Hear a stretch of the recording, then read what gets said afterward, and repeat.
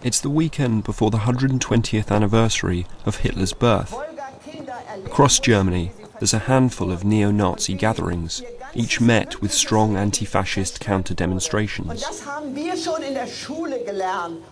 Here in Düsseldorf, one of the most charismatic speakers of the far right has taken to the podium.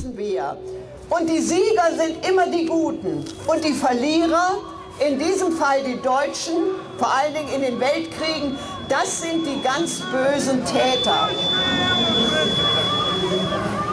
Und es ist schon merkwürdig, dass die da hinter uns schreien, alles besser wissen als diejenigen, die die Zeiten erlebt haben.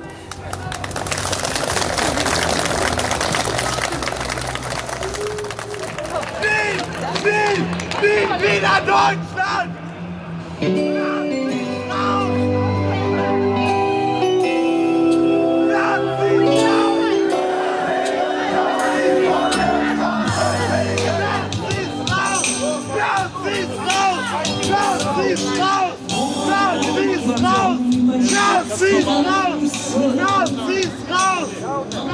Ursula has been a champion of the far right for decades.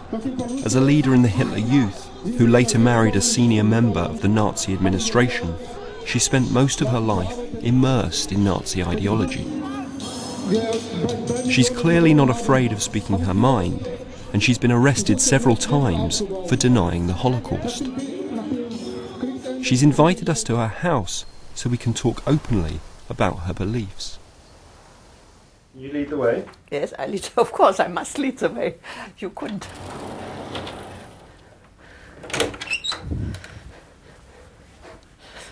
You have a very big house. Yes. Have you always lived here? Yes, all people who lived with me here are dead. This is my husband. When did your husband die? 99. Here. That's when I was 7 and my sister 5. Which one are you? I had very long plates, do you say it? And all these pictures and books I took when we had to leave our home by horse cart. When did you have to leave your home? 45 in January, when the Russians came. What was it like?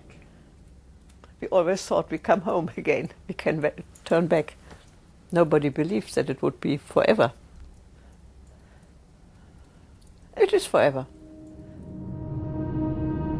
In the aftermath of war, Haverbeck, like many Germans, lost her home and was forced to travel across Europe from east to west. Thousands died all around her.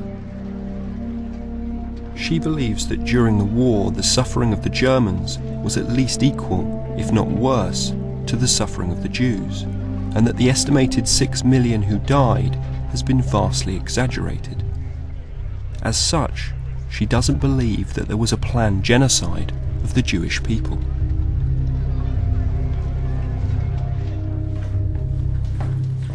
Yes, my gloves. For the last 40 years, Haverbeck's taught Nazi ideology from an academy built on the edge of her land. In 2008, it was shut down by the authorities for breaking German law as a centre for Holocaust denial. This was a schoolhouse with 2 classrooms, and every classroom had 4 Jahrgänge. What is Jahrgänge? Year groups. Pardon? Year groups. Yeah, from 6 to 10 and from 10 to 14. This is a big seminar room, and they have taken out everything. It's just an empty room now. But you can't see anything through it. They just closed it. They didn't like the political aspect. They didn't like Holocaust denier. They didn't like because... But I really think what they didn't like, that people had the opportunity here to meet without being politically correct. Why did they close it? Because it's forbidden. Because it's dangerous. I am the speaker of the society and I am so dangerous. Haverbeck believes that the current world recession makes now the time for a resurgence of Nazi ideas. I would say national socialism is a better way than capitalism or communism. That is quite clear, that I would say. Because economy as it is now is deadly. It's really deadly to the earth and to the human beings. We see it now. I realised that none of the alleged Nazi war criminals we've met have actually professed Nazi beliefs.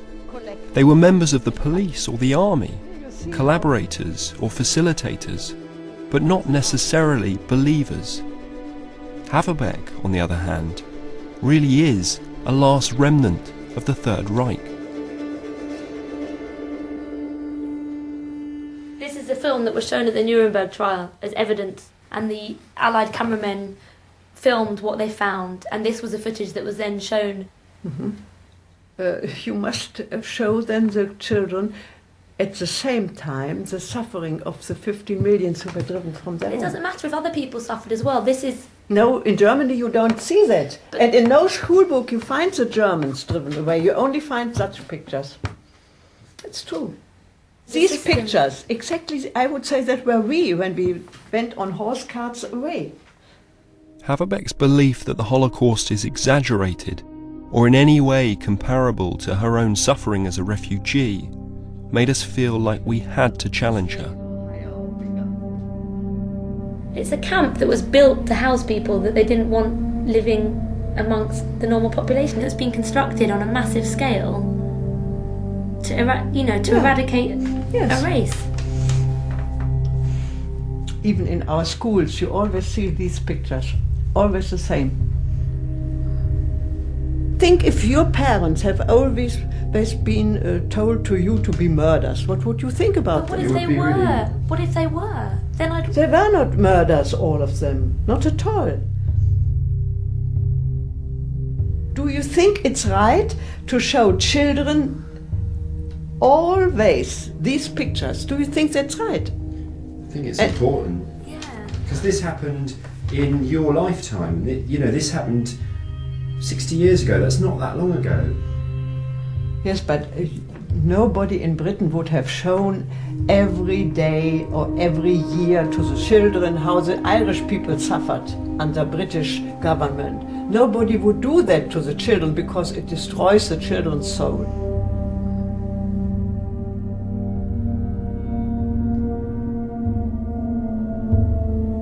What does it make you think when you see him again?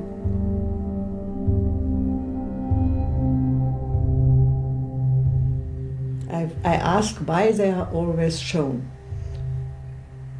And only this kind of pictures.